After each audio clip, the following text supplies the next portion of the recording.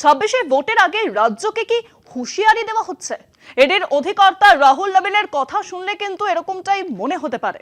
বড় সড়ো অভিযানের জন্য তৈরি থাকুন, শুধুমাত্র সুপ্রিম কোর্টের নির্দেশের অপেক্ষা।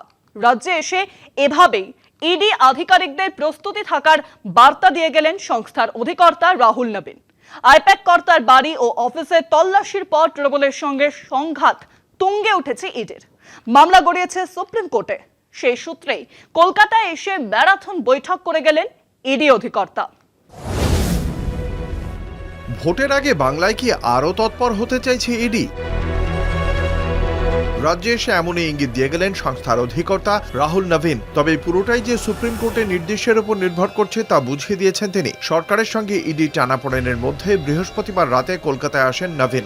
শুক্রবার রাজ্যে নিযুক্ত আধিকারিকদের সঙ্গে বৈঠক করেন সিজিও কমপ্লেক্সে। সকাল 10টা 15 থেকে বৈঠক চলে বিকেল 4টে 15 পর্যন্ত। এই ম্যারাথন বৈঠকে 8ই জানুয়ারির ঘটনা নিয়ে উষ্মা প্রকাশ করেন তিনি। বলেন, কেউ কাগজ নিয়ে গেল আর অফিসার দাঁড়িয়ে দেখলো ইডি আধিকারিক এমন হওয়া উচিত নয়। সেদিন মহিলা অফিসার নিয়ে যাওয়া হয়নি কেন তা নিয়েও প্রশ্ন তোলেন তিনি।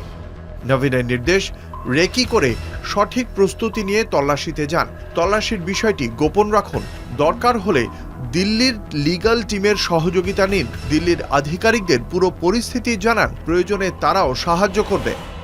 ইডি সূত্রে খবর, কয়লা পাচার, বালি পাচার, এসএসসি সহ রাজ্যের যেসব মামলা সংস্থার হাতে আছে সবকটি নিয়েই বিশদে আলোচনা করেন তিনি। কোন মামলার রিপোর্ট কত দূর এগিয়েছে তা নিয়েও কথা হয়। আইপ্যাকের কর্ণধার প্রতীক জৈনের বাড়ি ও অফিসে তল্লাশির দিন ঠিক কি ঘটেছিল তা জানতে চান সেদিন উপস্থিত থাকা আধিকারিকের কাছে। ম্যারাথন বৈঠক শেষে রাহুল নবীন বলেন, বিষয়টি নিয়ে সুপ্রিম কোর্টে মামলা চলছে, তাই প্রস্তুত থাকুন। আদালতে গ্রিন সিগন্যাল দিলেই বড়সড় পদক্ষেপের জন্য নামতে হবে।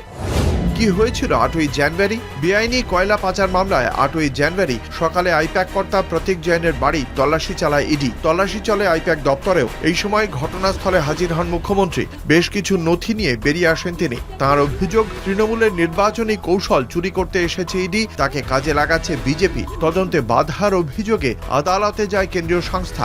3রা ফেব্রুয়ারি মামলাটির পরবর্তী শুনানি আছে সুপ্রিম কোর্টে। এই পরিস্থিতিতেই রাহুল নবীনের কলকাতা সফর অত্যন্ত তাৎপর্যপূর্ণ হয়ে উঠেছে।